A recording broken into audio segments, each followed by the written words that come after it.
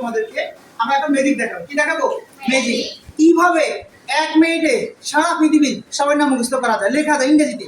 তোমার এতে আটা, ইতে এটা, আইতে রশিকা, ওতে ওকা, ইউতে একসাথে, এতে আটা, ইতে এটা, আইতে রশিকা, ওতে ওকা, ইউতে রশিকা।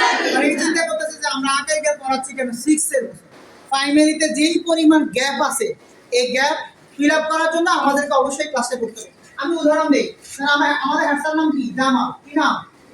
পরীক্ষার জায়গায় জামাল, এটা বা তো জামাল। এখন যদি আমি বলি কাউকে বলি যে জামালটা ইংরেজিতে লেখো, এখানে অনেকেই পাবে, আবার অনেকে আবার পারবে না। তাহলে দেখো কিভাবে পরীক্ষার সাথে হলো কি যে আকারের জন্য আমাদের এখানে কি আছে?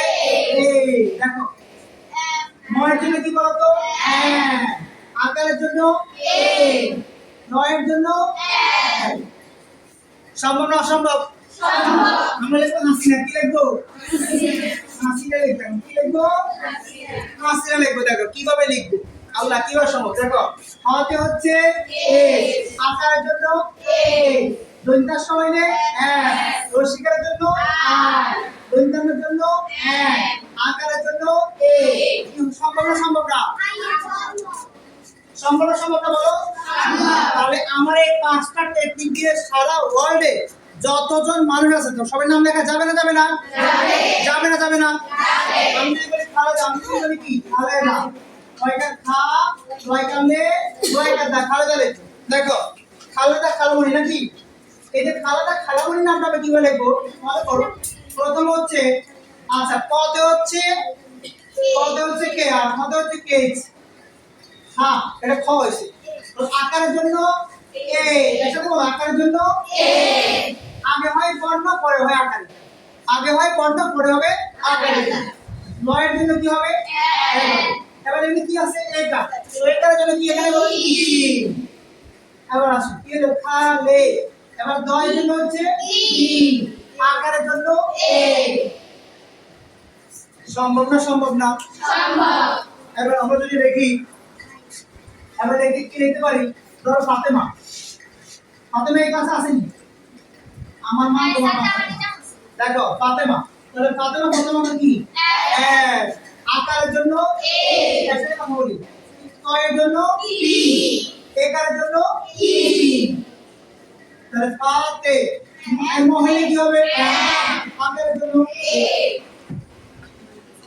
সম্মানিত অভিভাবকবৃন্দ, একটু আপনারা দেখে একটু অবাক হচ্ছেন, রহিম স্যার এখন আকারিকা শিখাচ্ছে। অ্যাকচুয়ালি যেই পরিমাণ দুর্বলতা নিয়ে ওরা প্রাইমারি থেকে আসছে, এই পরিমাণ দুর্বলতার কারণে অনেক বাচ্চাই কি পায় না, এখানে রিডিং পারতেছে না। এটা আমার কথা না, তোমাদের কথা। রিডিং পারে না, পায় না, অনেকেই পারে না।